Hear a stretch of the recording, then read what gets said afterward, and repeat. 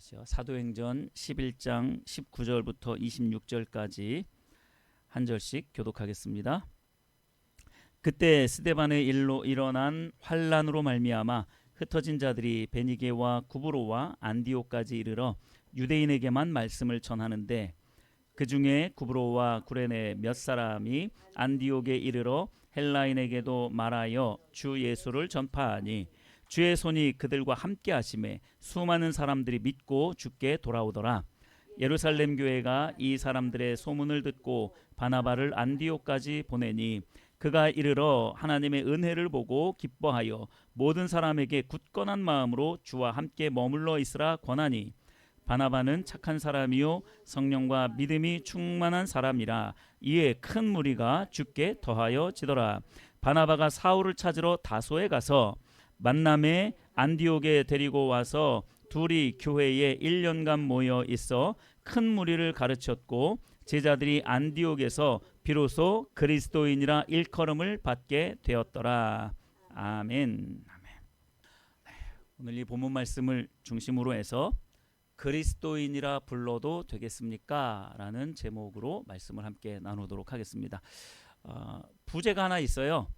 부제가 하나 있는데 주보에 쓰기에는 너무 길어가지고 부제까지는 넣지 않았습니다. 부제가 있는데 좀 생소한 단어들이 있을 겁니다. 여러분 잘 좀 기억을 해두세요.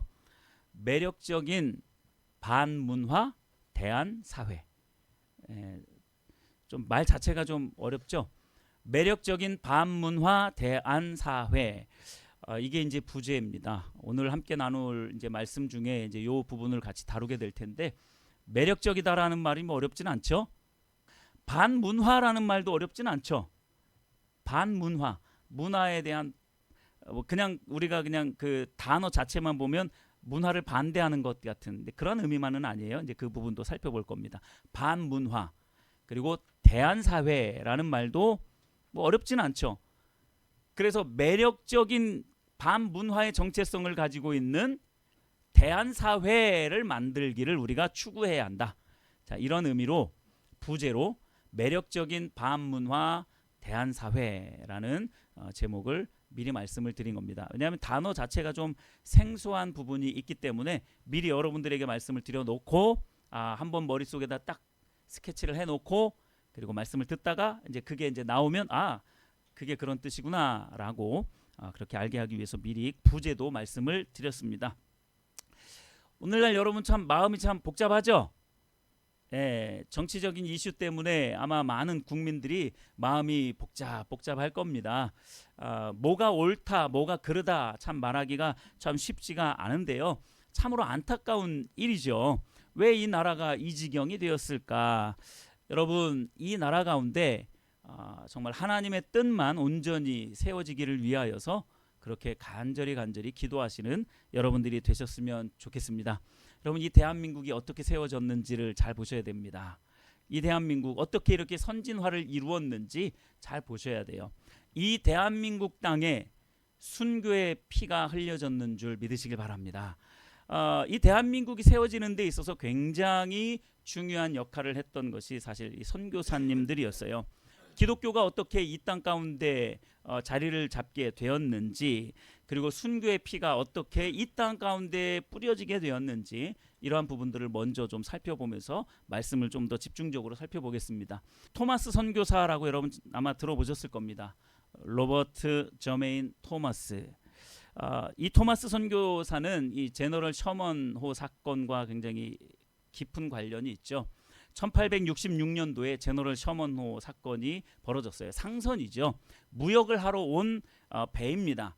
그런데 물론 조선 사람들의 입장에서는 저것들이 강제로 우리와 무역하려고 한다. 그래서 할 수 없다라고 했는데 이 제너럴 셔먼호가 그냥 물러가지는 않았어요. 그런데 그 상선 안에 어떤 사람이 있었냐면 영국 선교사인 토마스라는 선교사가 있었어요. 20대 후반의 젊은 청년입니다. 근데 그 제너럴 셔먼호의 이 토마스라는 선교사가 조선 땅에 성경을 배포하기 위해서 그 상선에 타고 있었어요. 그런데 그 상선이 이 조선 사람들의 화포로 인하여서 완전히 불타버려서 다 거의 다 죽게 생겼어요. 그나마 간신히 목숨을 건져서 육지로 이렇게 올라온 토마스 선교사를 비롯한 몇몇의 사람들은 목배임을 당했죠. 그러니까 토마스 선교사가 한 일은 뭐밖에 없어요? 성경만 전해준 것밖에 없어요. 성경만 전해주고 그냥 그 자리에서 목배임을 당했죠. 대동강변에서 목배임을 당했어요. 그 순교의 피가 조선 땅에 뿌려졌던 거죠. 언더우드 선교사가 1885년도에 제물포로 입항을 했습니다. 입국을 했어요. 언더우드 선교사 유명하죠. 어떤 대학교를 설립한 사람이에요? 연세대학교를 설립했잖아요. 당시에 연희전문학교를 세웠습니다. 그래서 연세대학교에 가보면 이 언더우드 기념관이 있어요. 언더우드 선교사가 그렇게 했고, 또 언더우드 선교사와 함께 왔던 아펜젤러 선교사는 배제학당이라는 곳을 또 설립을 했습니다. 배제 중고등학교가 있어요. 그리고 배제 대학교, 그 모든 학교의 전신인 배제학당을 아펜젤러 선교사가 또 세우게 되었죠. 또 유명한 스크랜턴 모자가 있습니다. 엄마와 아들이 함께 선교사로 와가지고 엄마인 메리 스크랜턴은 뭘 했느냐? 어떤 학교를 세웠을까요? 이화학당을 세웠습니다. 많이 들어보셨죠? 이화여자대학교의 전신인 이화학당을 이 메리 스크랜턴 여사가, 이 선교사가 세웠어요. 아들인 윌리엄 스크랜턴은 뭘 했느냐? 당시에 최초의 근대식 병원인 시병원을 세웠습니다. 이 시병원은 물론 이후에 이제 그 세브란스 병원과 이렇게 합병이 되기는 했지만, 그래도 그 세브란스 병원이 설립되는 데 있어서 일조를 한 간접적인 영향을 끼친 사람이 스크랜턴, 윌리엄 스크랜턴이었어요. 그러면 세브란스 병원은 누구에 의해서 세워졌느냐? 알렌이라는 선교사에 의해서 세워졌습니다. 이 알렌이라는 선교사가 유명하게 되어진 한 사건이 있었는데, 그게 뭐냐면 여러분들도 잘 알고 계시는, 역사를 좀 공부하고 계신 분들은 알고 계시겠죠. 1884년도에 갑신정변이라는 그러한 사건이 일어났습니다. 당시에 민영익이라는 이 온건 개화파 정치인이 있었어요. 근데 이 사람이 반대파에 의해서 얼굴에 칼을 맞습니다. 왼쪽 얼굴에 칼을 맞아요. 그리고 오른쪽 귀가 떨어져 나가고, 거기다가 흔히 말해서 칼빵이라고 하죠. 칼침을 33번이나 맞습니다. 거반 죽게 된 이 민영익이라는 이 사람을 누가 치료해 줬냐면 이 알렌이라는 선교사가 치료해 줬어요. 그래서 이 알렌이라는 선교사가 그때 당시에 굉장히 유명하게 되어졌습니다. 그리고 이 알렌이라는 이 선교사가 조선 최초의 서양식 병원인 이 세브란스 병원의 전신인 광해원을 세우게 됐죠. 근데 이 광해원이 나중에는 이름이 어떻게 바뀌었어요? 제중원으로 바뀌었죠. 그리고 난 다음에 오늘날의 이 세브란스 병원으로 세워지게 된 겁니다. 여러분, 이 선교사님들, 토마스 선교사님을 비롯해서 여러 이 선교사님들이 행했던 게 뭐예요? 의료, 교육, 그리고 성경 보급이었습니다. 그래서 피를 쏟기도 했고, 다 이 땅에서 그렇게 죽어가기도 했고, 물론 또 다른 곳에서 죽기도 한 그런 선교사님도 있었지만, 이렇게 기독교 선교사들이 했던 게 뭐냐면 교육과 의료 그리고 성경을 배포했던, 이 대한민국 땅에 자신들의 피를, 자신들의 인생 전체를 걸고 이 대한민국을 위해서 이렇게 헌신을 했던 거예요. 이 토마스 선교사와 같은 이 순교자의 피가 이 땅 가운데 뿌려지지 않았다면 우리는 오늘날 이 복음을 절대로 누릴 수가 없었겠죠. 여러분, 이 복음을 우리가 이렇게 마음껏 누릴 수 있는 것은요, 이 신앙을 마음껏 할 수 있는 것은요, 이러한 순교의 피가 이 땅에 뿌려졌기 때문에 그랬다라는 거예요. 결국 이러한 선교사님들의 노력과 헌신과 희생을 통해서 기독교 신앙이 이렇게 꽃을 피울 수 있었을 뿐만 아니라 대한민국의 선진화를 이룰 수 있는 밑거름이 되어졌던 거예요. 이것을 부인할 수 있는 사람은 사실 없어요. 대부분의 교육과 의료가 이런 선교사님에 의하여서 다 이루어졌기 때문에. 오늘 본문에 보면요, 스데반의 이 순교 후에 더 거세진 환란으로 많은 성도들이 흩어지는 내용으로 오늘 본문이 시작이 됩니다. 19절 말씀이 그렇게 시작이 돼요. 스데반 집사가 순교를 했어요. 복음을 전하다가 순교를 했습니다. 그 피가 그 땅에 뿌려진 거예요. 이 순교자들의 피가 땅에 뿌려졌으면 좀 더 복음이 확장되어질 뿐만 아니라 좀 복음 전하는 것이 수월해져야 될 텐데 이 핍박은 더 심해졌습니다. 그래서 많은 성도들이 이제 뿔뿔이 흩어지기 시작했어요.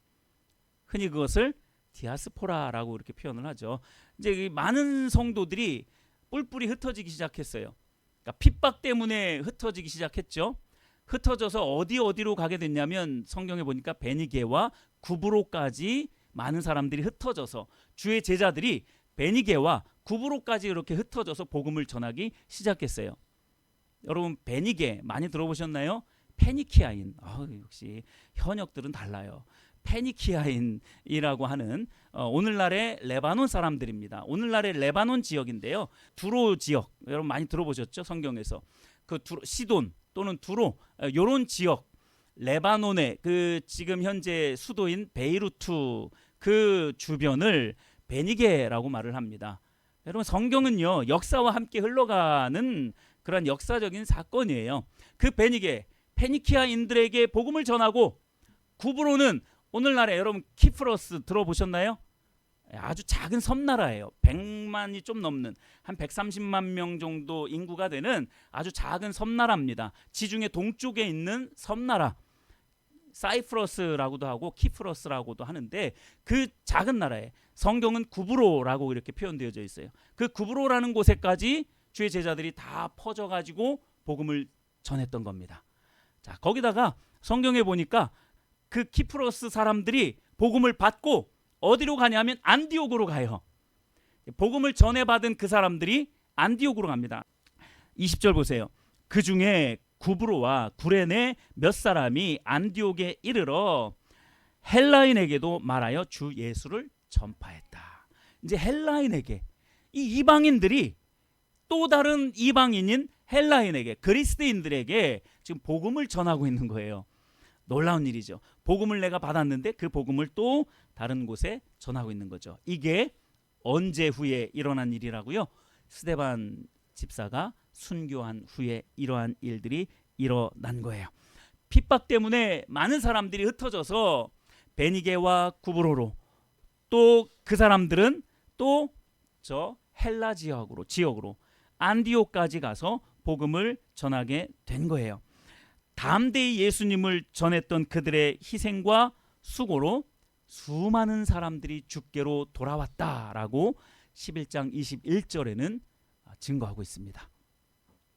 그들의 헌신과 수고로 인하여서 많은 사람들이 주께로 돌아온 거예요. 여러분 우리가 지금 이 어떻게 보면 이 문명의 이기요 이러한 것들을 우리가 누릴 수 있었던 이유는 사실 이러한 복음을 전했던 피를 뿌려가면서 복음을 전했던 이분들의 수고와 노력 덕분이다라는 것입니다. 자, 이 놀라운 소식을 어디에서 듣게 되냐면 예루살렘 교회에서 이제 본 거지죠. 예루살렘 교회에서 이 소식을 듣습니다. 그리고 파송을 합니다. 누구를 파송하냐면 바나바라는 사람을 파송합니다. 바나바라는 사람을 안디옥으로 파송을 하는 거예요.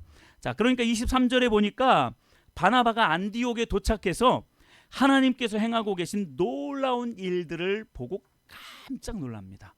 와, 이렇게 하나님이 일하고 계셨네. 너무나 깜짝 놀라고 너무나 기뻐했어요. 그리고 사람들에게 뭐라고 권면했냐면 굳건한 마음으로 주와 함께 머물러 있으라 이렇게 권면을 합니다.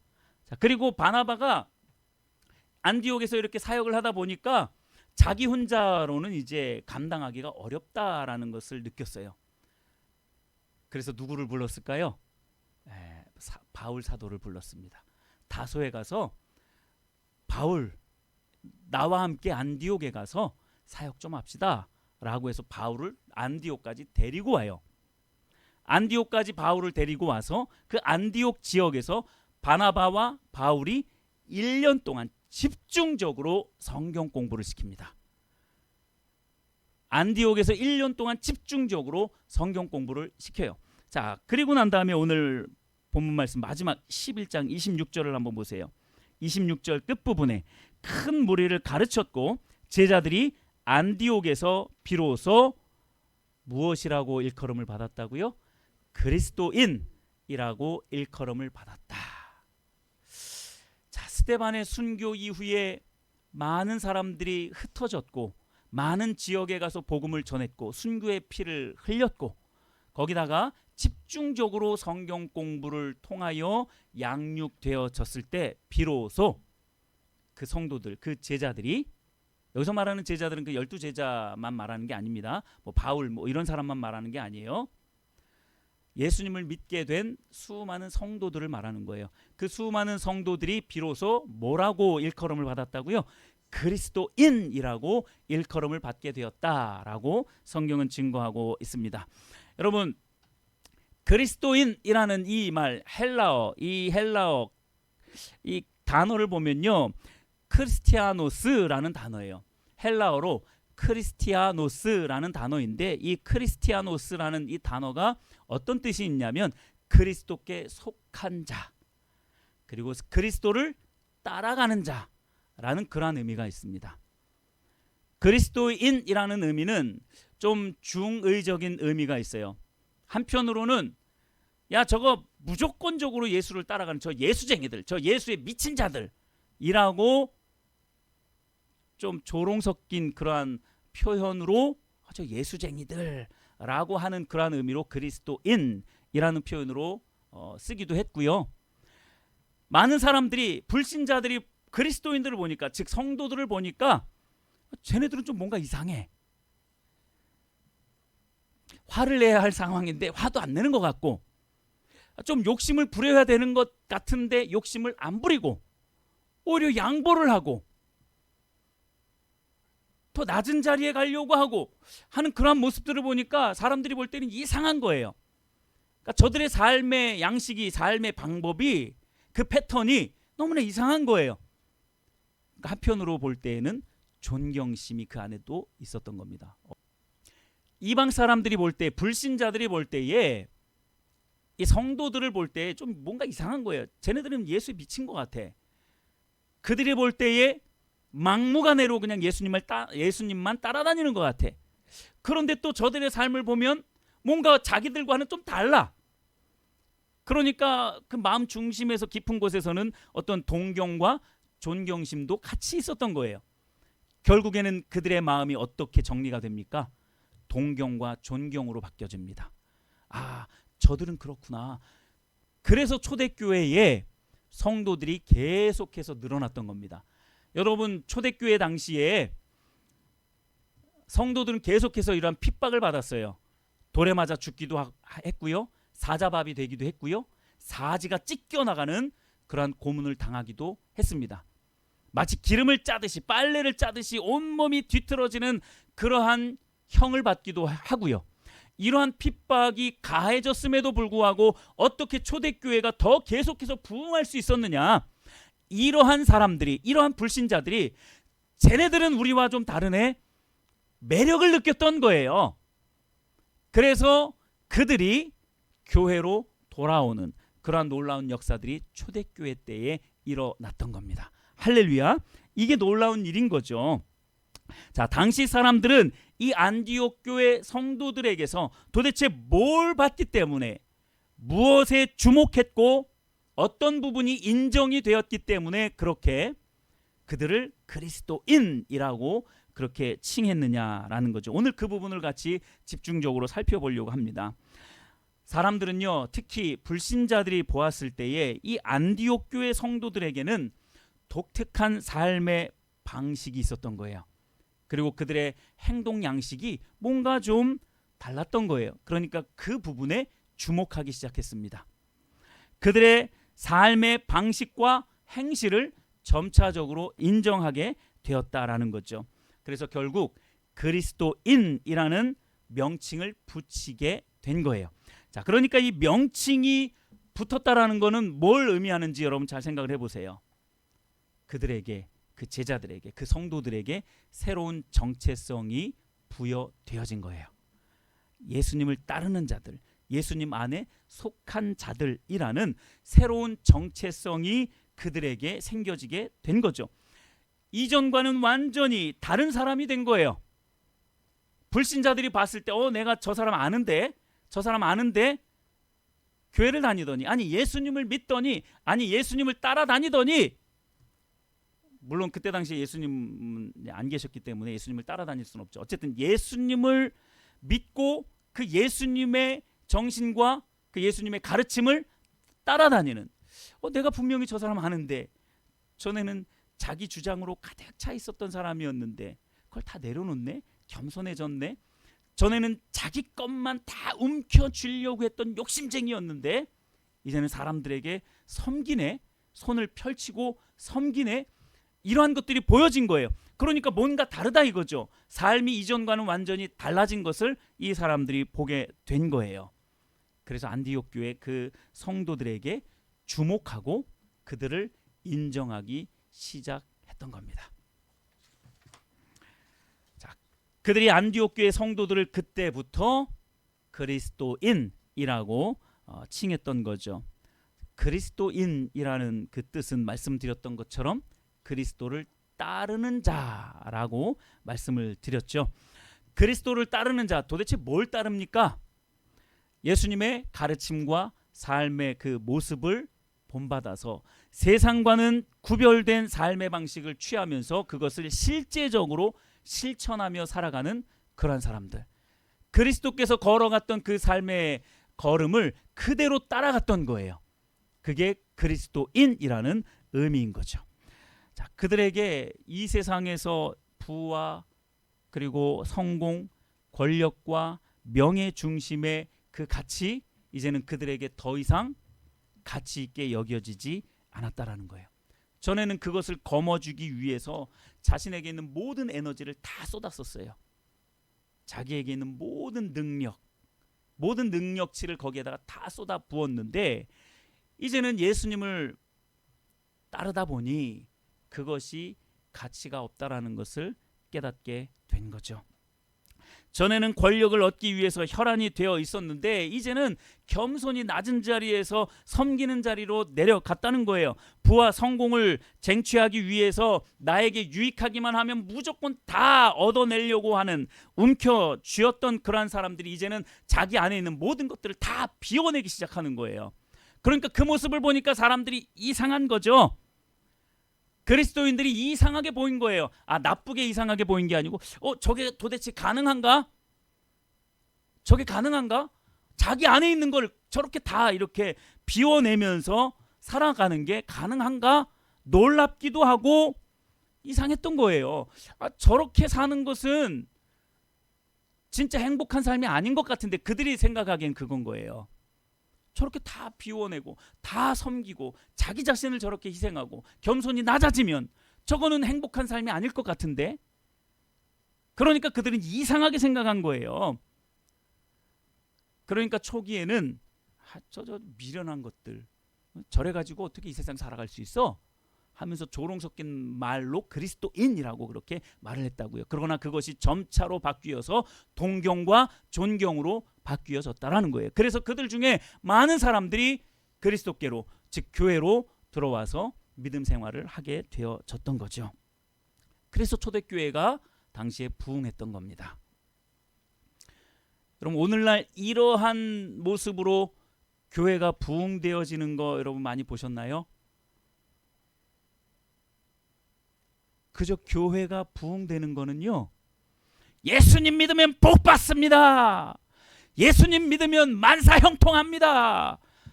헌금 드려보세요.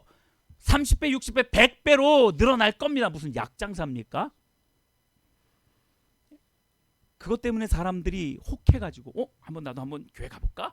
교회 가서 한번 기도해볼까? 하나님이 불쌍히 여겨서 혹시 나를 부하게 해주시지 않을까? 온통 관심이 자기가 부해지는 것, 자기가 성공하는 것, 자기가 어떤 권력을 잡는 것. 그러니까 교회를 등에 업고, 아니 하나님을 등에 업고 그렇게 한번 성공해보자 하는, 그래서 몰려온 사람들이 많아요. 그렇게 부흥한 교회는 부흥이 아닙니다, 여러분.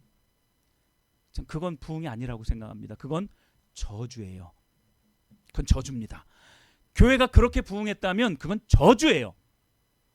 하나님이 절대로 함께하지 않는 저주인 것이죠. 성도 여러분, 믿지 않는 사람들이 과연 교회를 통해서 성도들을 통해서 그러한 놀라움을 가지고 있느냐라는 거예요. 저 사람들은 뭔가 좀 다르네. 우리와는 다르네. 우리는 오직 세상적인 성공에 목말라 하고 있는데 쟤네들은 다르네.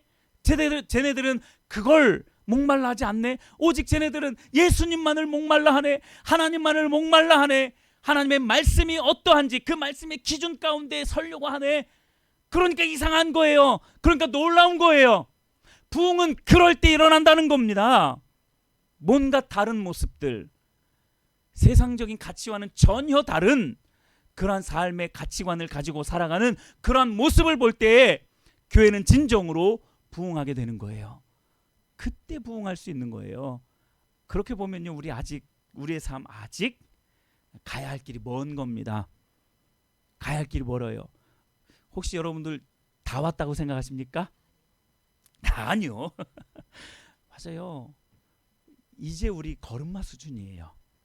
그 복음으로 무장되는 걸음마 수준입니다. 그렇기 때문에 넘어지기도 하고 자빠지기도 하고 이게 뭐지 하면서 헷갈려 하기도 하고 하면서 조금씩 정돈되어져 가고 있는 겁니다.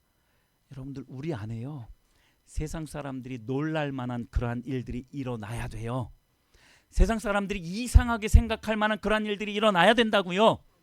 이것이 여러분들이 동의가 안 되면 아직 우리 첫걸음도 안 뗀 거예요. 적어도 동의가 돼야 돼요. 동의가 되어서 이제 첫걸음을 뗄 수 있어야 한다는 겁니다. 오늘날의 불신자들이 교회나 목회자나 성도들을 보면서 놀라고 있는 일들이 뭐죠?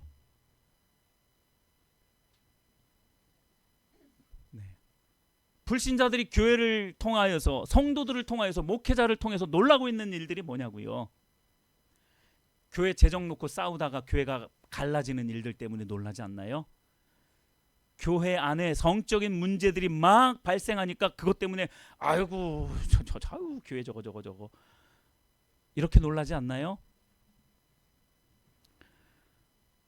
교회 안에 비일비재하게 일어나는 일들 중에 사기치는 일들 많이 일어나고 있습니다.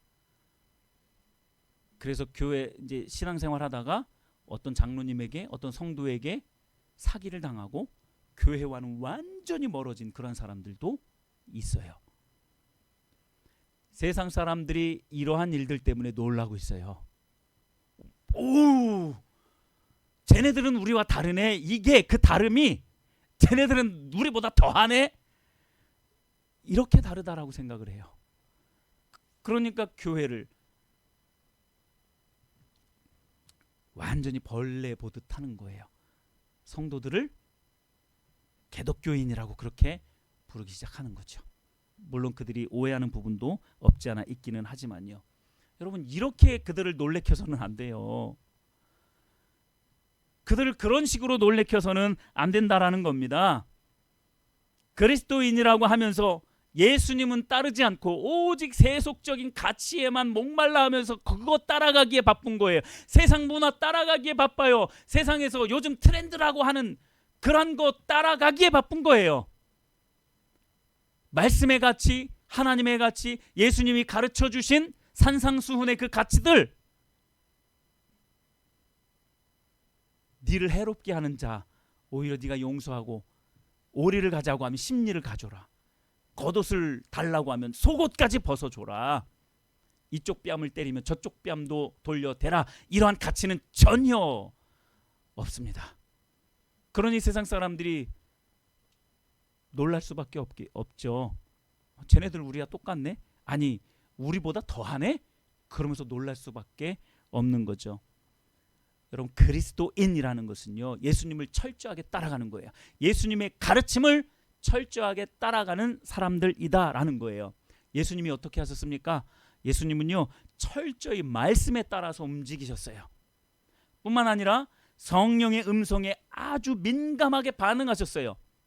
그래서 오죽하면 예수님은 나는 스스로 아무것도 할 수 없다라고 이렇게까지 표현하셨어요. 그러면서 아버지께서 행하시는 것을 보고 행한다 라고 이렇게 말씀을 하고 있어요. 철저하게 말씀 중심으로 살았다니까요. 철저하게 성령께서 인도하시는 대로 살았던 분이 바로 예수님이에요. 그런데 그 예수님을 따라가는 자가 누구라고요? 그리스도인이라고요. 그리스도인이라고요. 그 예수님을 따라가는 자, 그 예수님의 삶을 본받는 자, 지금은 이해되지 않아도 그 말씀을 신뢰하며 그 하나님을 신뢰하며 따라가는 자, 그리스도인은 예수님이 사셨던 삶의 방식을 그대로 따르는 사람들입니다. 불신자들이요, 이 안디옥 교회 성도들을 주목하고 인정했던 부분, 놀라워했던 그 부분이 뭐냐? 그 예수님의 삶의 방식을 그대로 살아갔던 것이 그들이 보기에는 너무나 놀라웠던 거예요. 어떻게 저렇게 가난하고 약하고 없는 자들 편에 서서 저렇게 살 수 있지? 예수님이 그 삶을 사셨거든요. 근데 안디옥 교회 성도들이 그 삶을 산 거예요. 그러니까 이상해요. 놀라운 거예요. 저래 가지고는 행복할 수가 없는데, 더 움켜쥐어야, 재물과 성공을 더 움켜쥐어야 그래야 그나마 조금 더 행복해질 수 있는데 쟤네들은 움켜쥐지 않아. 그러니까 이상한 거예요. 놀라운 거예요. 조롱 섞인 말로 그리스도인이라고 하는 거예요. 저 맹목적으로 예수에 미친 자들. 그러나 결국에는 그들이 안디옥 교회 성도들을 인정할 수밖에 없었던 거예요. 자신들도 동요되기 시작했고요, 존경하기 시작했습니다. 나도 저러한 삶을 살 수 있을까? 나도 저러한 참 진리의 삶을 살 수 있을까? 그들 안에도 그러한 의문이 생긴 거예요. 그러면서 교회 안으로 조금씩 발걸음을 옮기기 시작했습니다. 뭘 배우기 위해서요? 그걸 배우기 위해서요. 이 세상에는 소망이 없다라는 것을 그들이 너무나 잘 알고 있거든요. 여러분, 이 세상에서 부와 재물, 성공을 거머쥔 사람들, 그 마음 중심에 허무함이 자라고 있는 거 여러분 아십니까? 허무함이 자라고 있어요. 거기다가 내세에 대한 소망도 없죠. 그러니까 그저 이 세상에서 잘 먹고 잘 살다가 끝! 아무런 소망이 없습니다. 그 이후에 소망이 없어요. 다가올 세상 전혀 없습니다. 오늘날 교회와 성도가 과연 불신자들을 놀래키고 있는 것들이 무엇인지를 여러분 곰곰이 생각하시기 바랍니다. 그래서요, 오늘날 우리에게 확실한 대안이 필요합니다. 오늘 이제 이 부분을 나누려고 여기까지 온 거예요. 대안이 필요하다고요. 그 대안이 뭐라고요? 매력적인 반문화 대한 사회가 그 대안이라는 겁니다. 매력적인 반문화 대한 사회, 한마디로 말하면요, 하나님 나라입니다. 매력적이며 반문화의 정체성을 가지고 있는 하나님 나라가 결국은 우리에게 있어서 유일한 대안이 될 수 있다라는 겁니다. 그래서 요 세 부분을 살펴보려고 해요. 첫 번째, 여러분 매력적이라는 게 뭔지를 한번 여러분 잘 보셨으면 좋겠습니다. 매력적인, 여러분 교회와 성도가 매력적인 그러한 공동체가 되어야 할 줄 믿으시길 바랍니다. 우리는 매력적인 사람들이 돼야 돼요. 매력적인 성도, 매력적인 교회가 되어야 합니다. 자, 그러면 교회와 성도가 매력적이 된다라는 게 뭘까? 우리 교회를 막 리모델링하고 깨끗하게 하고 주차장도 넓게 하고 그리고 여러 가지 편의시설을 잘 만들어 놓으면 매력적인 교회가 되겠죠. 네, 그걸 보고 매력적이다라고 하지는 않습니다. 그런 게 매력적인 게 아니에요. 성도들은 사회에서 인정받고 성공한, 그리고 어느 정도의 지위를 딱 가지고 있는 그런 사람들이 되면 매력적인 성도가 될 수 있을까요? 당연히 아니겠죠. 이미 우리가 그 앞부분에서 이 부분들을 살펴본 거예요. 그게 매력이 아닙니다. 결코 세상 사람들은요, 그걸 매력으로 보지 않아요. 왜냐하면 자기 마음만 먹으면 어쨌든 교회 성도들보다 자기는 더 많은 재물 가지고 있는 사람들 많고요, 높은 지위에 있는 사람도 많기 때문에 그걸로는 매력을 느낄 수가 없어요.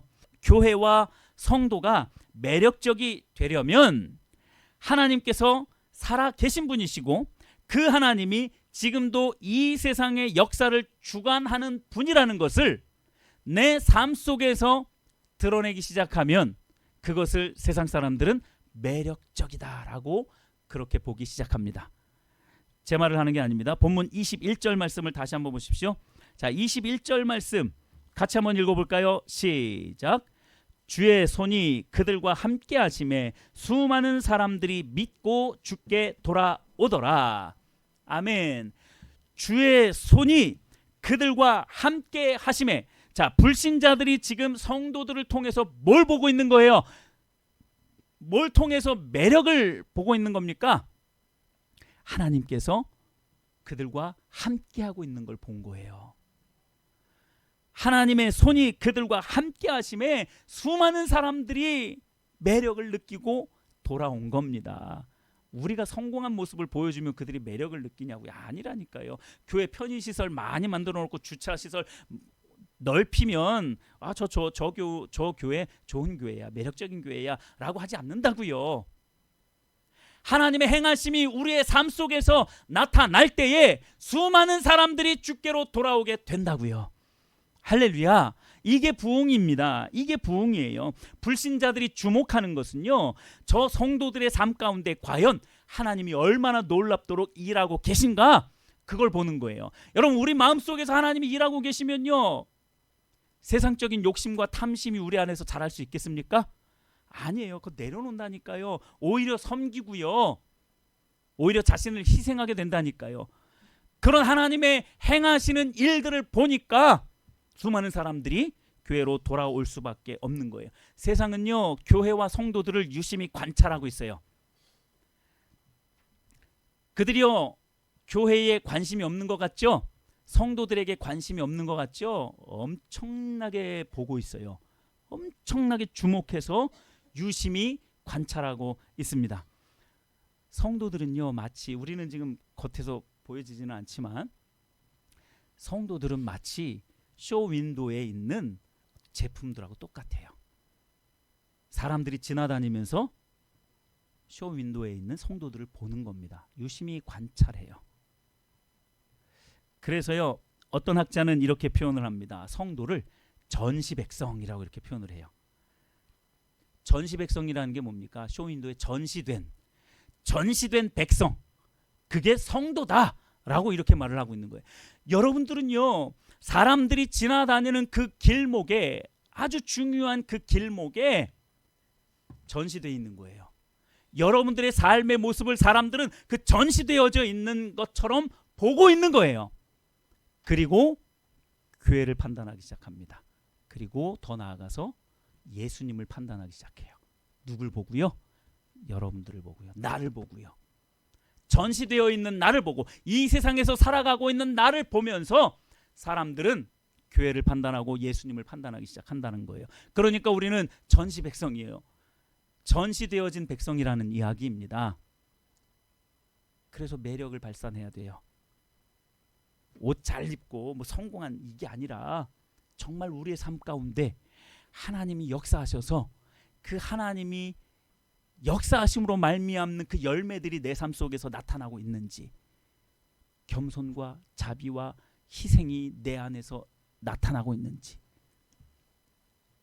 조건 없이 사랑하는 그 사랑의 마음이 우리 가운데 자라고 있는지, 그걸 보고 세상 사람들은 매력을 느끼는 거예요. 그걸 본다라는 겁니다. 너희는 세상의 빛이라 산 위에 있는 동네가 숨겨지지 못할 것이요. 할렐루야. 산 위에 있는 동네가 빛으로 가득해 있어요. 그 동네가 숨겨지겠습니까? 숨겨질 수가 없어요. 전시되어져 있다는 거예요. 높은 산 위에 불빛이 반짝반짝 하듯이 성도들은 그렇게 드러날 수밖에 없다라는 겁니다. 지나다니는 사람들이 성도들을 유심히 그렇게 보고 있다라는 거예요. 관심이 없는 것 같지만 결국 성도들을 다 보고 있는 거예요. 그리고 교회를 판단한다고요. 그리고 예수님을 판단한다는 겁니다. 여러분, 사람들이 매력적으로 느끼게 하려면 빛 되신 예수 그리스도의 성품이 내 안에서 드러나야 되는 거예요. 살아계신 실제 역사하시는 그 하나님의 능력이 내 삶 속에서도 드러나야 되는 거예요. 나로서는 할 수 없다니까요. 여러분들 어떻게 죽어질 수 있어요? 산 사람인데, 내가 살아있는데, 그야말로 말 그대로 시퍼렇게 살아있는데 어떻게 내가 죽어집니까? 내 힘으로 하니까 안 돼요. 그거는 백날 천년을 해도 안 돼요. 그리스도의 살아계심이 내 안에서 드러나려면 내가 예수님을 따라가야 되고 내가 예수님 안에 거해야 되는 거예요. 그러면 내 삶 속에서도 예수님이 조금씩 드러나는 겁니다. 자, 그러면 반문화라는 건 뭡니까? 문화를 반대하는 요소도 당연히 있어요. 당연히 말씀을 거부하고 말씀과 완전히 적대하는 그러한 문화들은 우리가 반대할 수도 있어야 돼요. 그러나 여기서 말하는 반문화는 반대하는 요소도 포함되어져 있지만 문화를, 그러니까 포괄적인 의미에서 모든 문화를 무조건적으로 반대하고 문화를 적대시하라라는 그런 뜻이 아닙니다. 반문화라는 것은 이 세상이 추구하는 모든 사상과 시대 사조와 가치관과 그리고 문화 등 세속적인 그 요소들에 적절한 대안을 제시해 주는 거예요. 그걸 보고 좀 더 어려운 말로 문화를 구속한다, 이렇게 표현하는 겁니다. 문화를 뭐 한다고요? 구속하는 거예요. 문화를 배척하고 문화와 완전히 갈라서는 게 아니라 그 문화에, 그 타락한 문화에, 잘못 가고 있는 그 문화에게 대안을 제시해 주는 거예요. 이게 반문화입니다. 자, 그러면 이처럼 매력적이며 반문화 정신을 가지고 있는 대한사회가 뭐냐라는 거죠. 그것을 아까 말씀을 드린 뭐라고요? 하나님의 나라. 이 땅 가운데 하나님의 나라를 세우는 것입니다. 그게 대안이에요. 이 교회가 하나님의 나라가 돼야 되는 겁니다. 하나님의 나라의 가장 중요한 요소가 뭐냐? 하나님이 다스리시고 하나님이 통치하시는 겁니다. 내 생각, 내 뜻, 내 계획으로 움직이는 게 아니라 하나님이 다스리시고 통치하시는 나라가 하나님의 나라예요. 하나님이 다스리시는 대로, 하나님이 이끄시는 대로 그냥 따라가는 거죠. 내가 할 수 없다 생각을 해도 그냥 따라가는 거예요. 그게 하나님의 나라가 내 삶 가운데 이루어지는 것이고, 교회 가운데 이루어지는 것이고, 가정 가운데 이루어지는 겁니다. 사회 가운데에도 하나님의 나라가 그렇게 임하는 거죠. 옳다라고 생각이 되어져서 내가 그걸 계속 주장하다 보면요, 하나님의 통치, 하나님의 주권은 땅에 떨어집니다. 어느 순간 야, 너 그거 오라도 내려놔 라고 할 때가 있어요. 그럴 때 과감히 내 뜻, 내 주장을 딱 내려놓을 수 있는, 물론 진리를 내려놓으라는 이야기는 아닙니다. 진리가 아닌 그러한 부분들에 있어서 그저 내 주장, 내가 옳다라고 생각한 그러한 부분들이 있을 때에 그걸 주장창 주장하고 있으면 결국 하나님의 통치가 이루어질 수가 없어요. 때로는 내려놓을 수 있어야 하는 것이죠. 여러분, 이렇게 세상 나라의 가치를 뛰어넘는, 하나님이 그렇게 꿈꾸고 염원하는 하나님의 비전과 가치가 드러나는 그러한 하나님의 나라가 세워지는 것이 유일한 대안인 줄 믿으시길 바랍니다. 말씀을 조금씩 마무리해 가보도록 하겠습니다. 여러분, 제가 서두에 부재라고 말씀을 드린 이 매력적인 반문화 대한사회, 하나님 나라의 비전과 가치를 세상 속에 실현하는 것이 우리들의 유일한 목적이고 이 사회의 대안이 될 수 있다라는 것이죠. 교회와 성도는 이러한 시도를 끊임없이 해야 돼요. 이러한 날 하나님의 나라가 우리 삶 가운데, 교회 가운데, 가정 가운데, 이 사회 가운데 이루어지기를 위해서 끊임없이 시도해야 돼요. 한두 번 시도했다고, 아니 1, 2년 시도했다고, 아니요 10년, 20년 시도했다고 안 돼요 하는 게 아니라 끊임없이 시도하는 거예요. 하나님의 나라가 세워지기를 위하여서. 자, 이러한 시도를 통해서 기독교 신앙의 본질이 회복되고 나아가 세상에 긍정적인 변화를 가져올 수 있게 되는 겁니다. 그렇게 세상이 바뀌는 거예요. 우리 한 사람 한 사람이 그렇게 그리스도인이 되어져 갈 때에 세상은 바뀌고 나 자신의 삶뿐만 아니라 가정과 교회와 사회가 바뀌어질 수 있는 겁니다. 그러한 변화를 일으키는 성도들이 교회 안에 많아지게 되면 비로소 세상 사람들이 전시 백성인 저와 여러분들을 보면서 그 성도들을 뭐라고 부르기 시작한다고요? 그리스도인이라고 부르는 거예요. 그리스도인은요 그렇게 가벼운 의미가 아니에요. 성도 여러분, 여러분들은 그리스도인이라고 불려질 준비가 되어 있습니까? 여러분을 그리스도인이라고 불러도 되겠습니까? 네, 아직은 부족하지만, 그렇죠? 아직은 부족하지만 갈 길이 멀지만 저와 여러분들이 그리스도인이 되어야 할 줄로 믿습니다. 여러분들 스스로에게 이러한 질문을 해보셨으면 좋겠어요. 나 자신을 세상에 내놓았을 때, 즉 전시 백성이 되었을 때 빛 되신 예수 그리스도만 드러내는 그러한 매력적인 성도인가? 그리고 세상과 완전히 구별되는 반문화가 체질화 되어져 있는가?